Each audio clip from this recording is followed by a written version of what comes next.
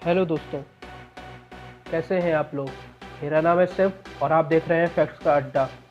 दोस्तों, आज मैं आपको बताने जा रहा हूं कि क्या सच में दूसरी आत्माओं को अपने शरीर में बुलाकर उनसे अपनी इच्छा पूरी करवाई जा सकती है। तो दोस्तों, कुछ समय पहले मैंने योगी कथामृत किताब से एक साधक के बारे में बताया था कि कैसे 20 साल की साधना के बाद उसके साथ एक आत्मा उसकी गुलाम बन के रहने लगी थी, जो उसकी इच्छाओं को चुटकी बजाते ही पूरा कर दिया करती थी। जीवन और मौत के विषय में शायद आप एक और बात ना जानते हो।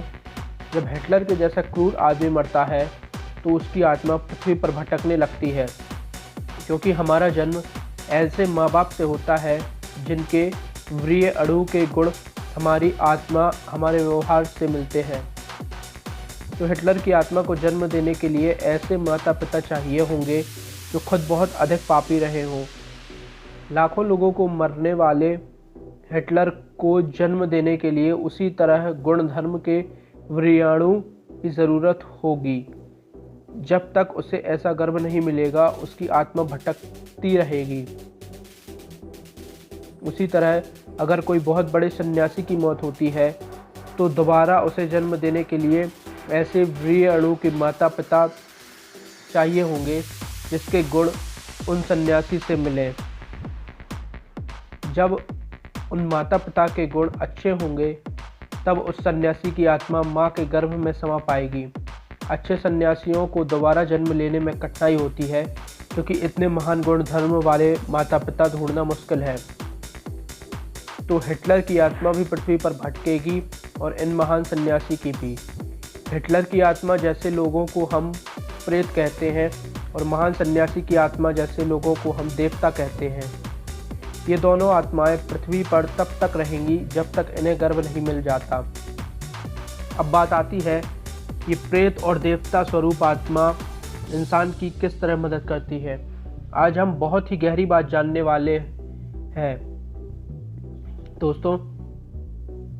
इसी तरह सैकड़ों अच्छी बुरी आत्मा पृथ्वी पर हर समय मौजूद रहती है और ये आत्मा अपने गुण धर्म के लोगों को देखती है और उनमें प्रवेश करती है।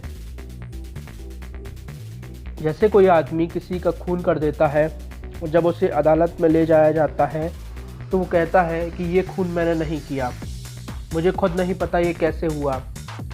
अब ये व्यक्ति झूठ नहीं कह रहा है, ये काम इस अकेले व्यक्ति ने नहीं किया, बल्कि इसके शरीर में प्रवेश करके और भी किसी ने इसका साथ दिया है। जिनका मन कमज़ोर होता है, जो अपने बेतुके वासनाओं, इच्छाओं, हवस को पूरा करने में जीवन बिताते हैं, ऐसे व्यक्ति के शरीर में प्रेत आत्मा प्रवेश करके अपनी वासनाओं को तृप्ति करती है। उसी प्रकार जिस व्यक्ति का मन कमज़ोर नहीं होता, जो सिर्फ वासनाओं, इच्छाओं और हवस मात्र को पूरा करने के जीवन नहीं जीता, जो सच्चा होता है, उसके शरीर में देवता स्वरूप आत्मा प्रवेश करती है और देवता स्वरूप ये आत्मा व्यक्ति के शरीर में जाकर अच्छे और महान कार्यों को करवाती है। ये महान आत्मा उन कार्यों को करवाती है जो वो अपने जीवन काल में नहीं कर पाए थे। अब ये अच्छा व्यक्ति भी यही कहता है कि पता नहीं, मैंने तो कुछ किया ही नहीं, पता नहीं मेरे द्वारा इतने महान कार्य कैसे हो गए। जो लोग दावा करते हैं हमारे में देवता स्वरूप आत्मा है, वो लोग इस प्रकार की एक साधना करते हैं जैसे कुछ लोग नवरात्रे में माता की पूजा करते हैं, मंत्रोच्चारण करते हैं। अगर एक सही तरीके से देव आत्माओं की साधना की जाए तो वो हमारे शरीर में प्रविष्ट भी हो सकते हैं और हम उनकी अच्छी ऊर्जा को महसूस और उनका प्रयोग भी कर सकते हैं। जैसे आपने सुना होगा, रामकृष्ण परमहंस जी माँ काली से बातें किया करते थे। अब मैं आपको कोई साधना नहीं बता सकता, क्योंकि बिना गुरु के ये सब चीज़ें सही नहीं हैं। लेकिन अगर आप हर दिन मौन शांत बैठें और ईश्वर को याद करें तो उन देवताओं के गुण आप में आने लगेंगे। हर दिन ध्यान मेडिटेशन करें। शांत मन से देवताओं का वास होता है। आत्मा का मतलब टीवी में दिखाई जाने वाले की और भूत से मत समझ लेना। आत्मा का अर्थ सिर्फ एक एनर्जी है, इससे डरने जैसी कोई बात नहीं है। तो दोस्तों, अगर आपको ये वीडियो अच्छा लगा है तो लाइक, सब्सक्राइब एंड शेयर करें। Thank you.